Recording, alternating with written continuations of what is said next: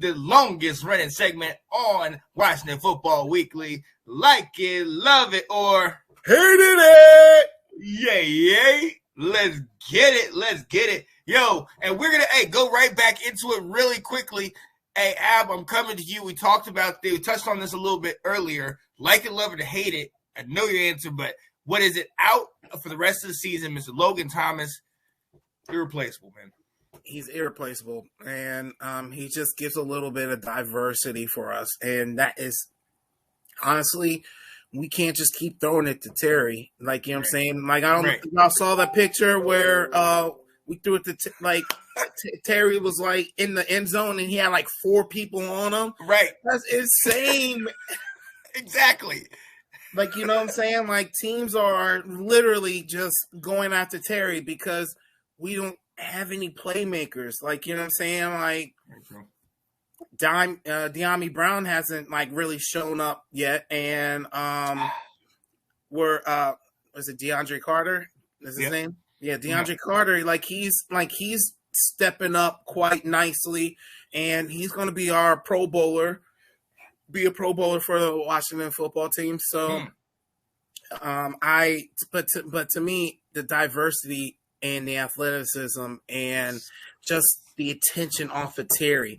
I've said it since last year. You get somebody on the other side, and Terry is going to be a bigger beast than he is now. Right. What's up, Anthony? He's going to be a bigger beast a bigger beast than we all, even bigger than what we think he is right now. So the dude, like, honestly, but having Logan Thomas there made Terry's stats a lot better. Mm-hmm. And Terry's not such a possession receiver now. But now that Logan Thomas is out, it's really going to hurt Terry, and they're going to double, triple team him. Now, hopefully McKissick comes back this game so that they're not going to over cover Terry now. So, like I said before, I hate this. It's bad for our team. We need these playmakers, man, especially ones we actually throw to. Right. So, yeah, I hate this, Sean. What you think?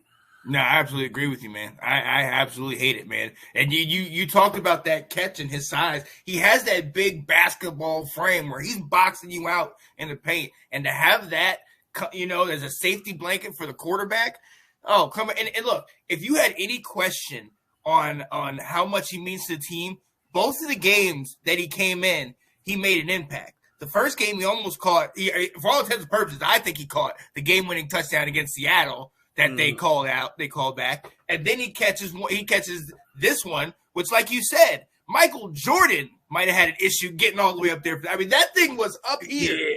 You know what I mean? And Logan Thomas just kind of got it out the air and brought it down. So his impact is just it's going to be hard to replace that kind of production, and not even the production, but like you were saying, just him being there as a decoy takes attention off Terry. We saw you, like you said, that picture. There's 4 or 5 guys on Terry, and I'm sure there's other guys outside the picture looking at him. Right. You know what I mean? And I love that respect they give him, but if McKissick is down, Gibson is okay a receiver, Thomas is out, who else is going to step up?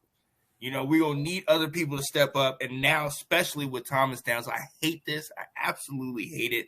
But we're going to have to figure something out. And to your point that you said earlier, Ab, we've been finding a way. You know what I mean? Like the next man, like we talk about DeAndre Carter. I don't even think, if we go back to those early 53s, I don't even think we had him on the roster.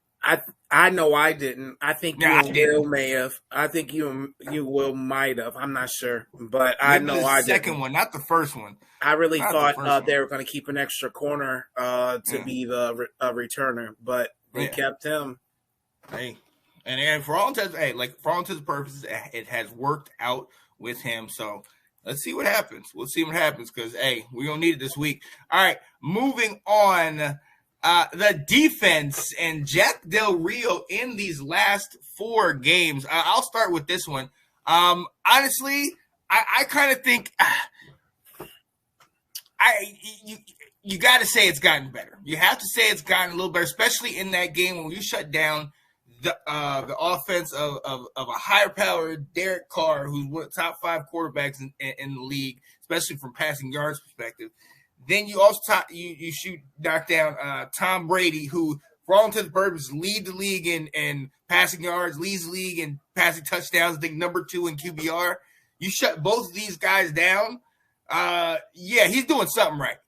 You know what I mean? I saw a post where people were like, "Oh, who have you really beat?" Hey, look, we've beaten 2 teams now that we've seen this. The middle 2 teams, okay, whatever. But those 2 high-powered offenses, I think it's showing that he's doing something right, and he's kind of getting into them. He's putting these guys in positions to succeed, and that's huge, especially with our 2 main guys out. I love what he's doing. I love that it kind of seems like it's finally coming together. It's finally working. And with all the injuries that we've had, I don't know necessarily how, but somehow he's rolling dice and mixing them up and getting these things going. So, hey, I hope we can keep it up. I love this. I love how he's going. What do you think, Ab? Like I told you, man, with the same thing with the offense, like the defense is doing the same thing. Like it's just after the bye week, something changed in these boys. Something changed in the coordinators. They must have been watching our show and hearing me criticize them every week and tell them what they need to change and shit. Right, right. They're tired of hearing you, man. They're tired of hearing me bitching, man. Like for real. Like I criticized them, and honestly, I love the last 4 weeks, man. It's something different. It's not the same play. They're taking they're not just playing soft coverage, like they're stunting more and everything like that. They got Landon Collins coming up the blitz. They got Curl coming up the blitz. Like, you know what I'm saying? Like they're doing different things, and that's what you need to do.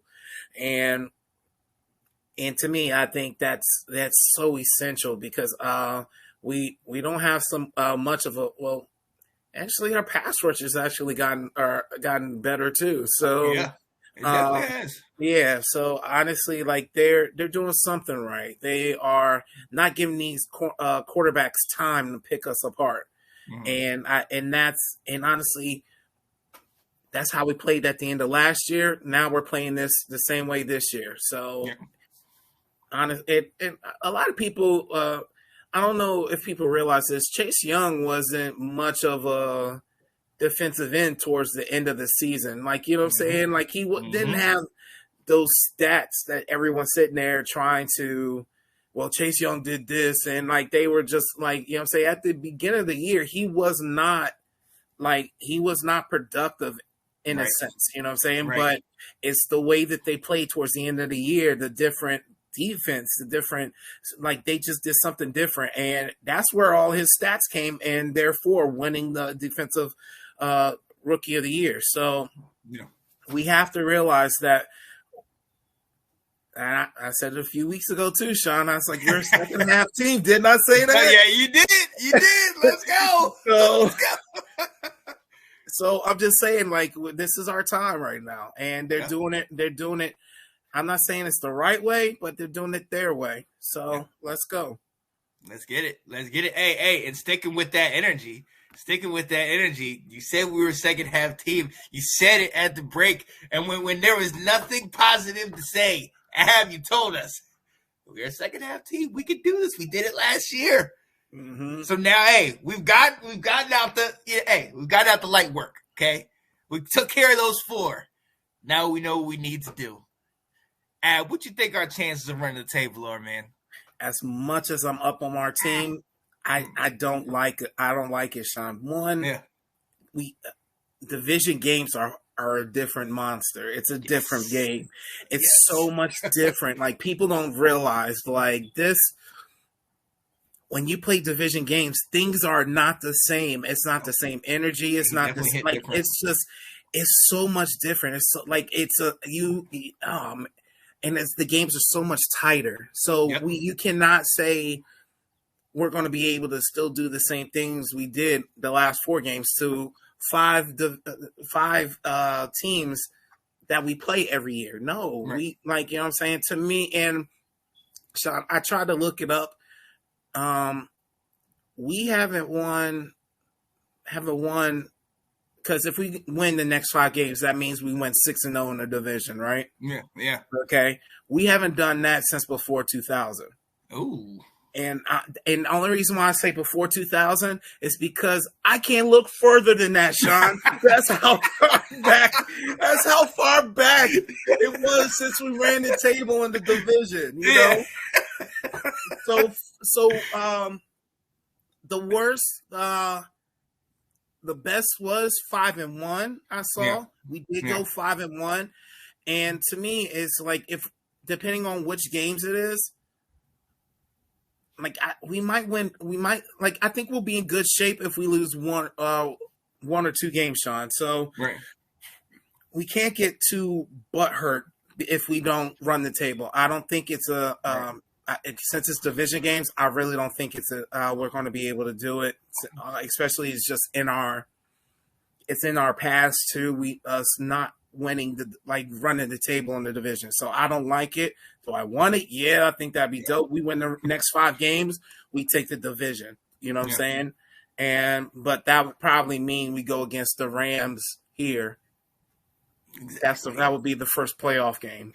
Exactly. Exactly. So yeah, we're gonna get somebody tough regardless. So I don't know if that's the prize to win it all 5 of these division games. Like you said, division games definitely hit differently, and they're just a different beast altogether. And it's not like a regular game. Like, you know, you play the Raiders, you play the other teams, and it's like, okay, you get up. You get really charged up, especially for this week when we're us playing Dallas. I mean, that takes a lot out of you. And then to come right next week after that and then play Philly and then Dallas again, you know, it's completely understandable for there to be one week where you're just like, we're going to have to, you know what I mean? Like, just, it's, you know, we're not going to get it this week. So, like we said, we obviously we want to go all the way. We want to run 6 in a row or 5 in a row and knock it out. But I think you're right. I think, you know, one, I'm saying one. I'm saying one that kind of refocuses us. And it might be one of those Philly ones.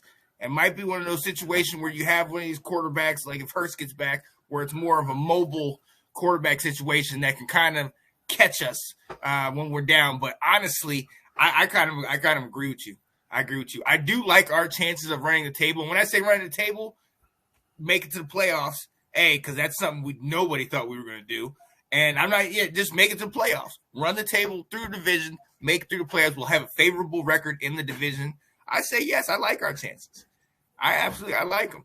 I like them. It's when I think run the table is win all the way. Win all 5. Win all 5. Oh yeah. That's when you say run the table. That's what I think. As far as making the playoffs, like I said before, I think we could lose two of these games and still be good to make the playoffs, depending on which games we lose. You know what I'm saying? Right.